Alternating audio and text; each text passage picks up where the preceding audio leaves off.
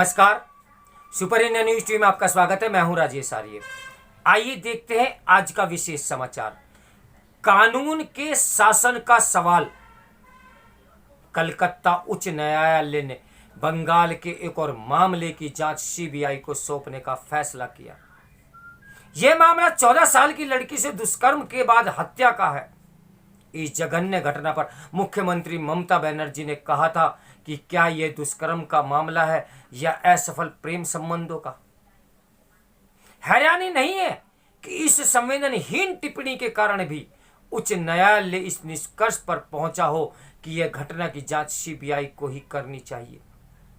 उच्च न्यायालय के फैसले पर ममता बनर्जी का कुपित होना स्वाभाविक है, लेकिन ऐसे फैसलों के लिए उनका शासन ही जिम्मेदार है। यह साधारण बात नहीं कि बीते 7.5 माह में कलकत्ता उच्च न्यायालय 11 मामलों की जांच सीबीआई को सौंप चुका है। इनमें से 6 मामले तो सीधे 20 दिनों में सीबीआई को सौंपे गए हैं। इनसे कुछ यदि स्पष्ट होता है तो यही कि उच्च न्यायालय का बंगाल पुलिस पर भरोसा बिल्कुल नहीं रहा। भरोसा न करने के पर्याप्त कारण भी है।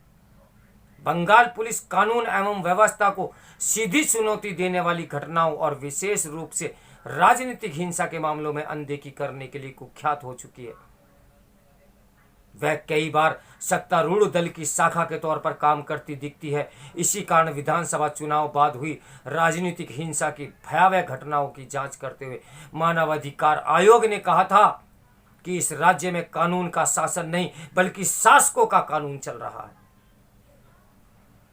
कलकत्ता उच्च न्यायालय ने राजनीतिक हिंसा की घटनाओं की जांच सीबीआई से कराने का फैसला इसलिए किया था क्योंकि ममता सरकार उन्हें लेकर न्यूनतम गंभीरता का भी परिचय नहीं दे रही थी। ऐसा ही रवैया वीरभूम की उस घटना को लेकर भी दिखा था जिसमें 8 लोग जिंदा जलाकर मार दिए गए थे। समस्या केवल यह नहीं है कि बंगाल पुलिस का राजनीतिकरण हो चुका है, बल्कि यह भी है कि वह अपना भरोसा खोती जा रही है। आखिर उच्च न्यायालय कब तक एक के बाद एक मामलों की जांच सीबीआई को सौंपता रहेगा?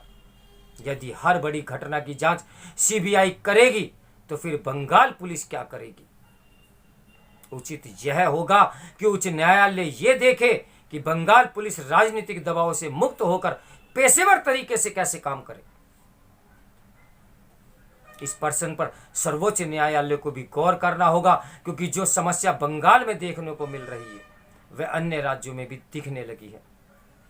सर्वोच्च न्यायालय इसकी अनदेखी नहीं कर सकता कि पुलिस सुधार को लेकर उसकी ओर से जो दिशा निर्देश जारी किए गए थे उनका पालन नहीं हो सका है।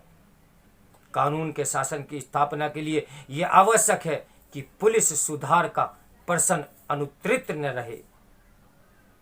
मैं इस विषय में बहुत कुछ कहना चाहता हूं और समय समय पर मैं कहता भी रहता हूं, लेकिन आज के लिए इतना ही। तो मेरे साथ बने रहिए सुपर इंडिया न्यूज टीवी की ब्रेकिंग न्यूज के लिए। नमस्कार, मैं हूं राजेश।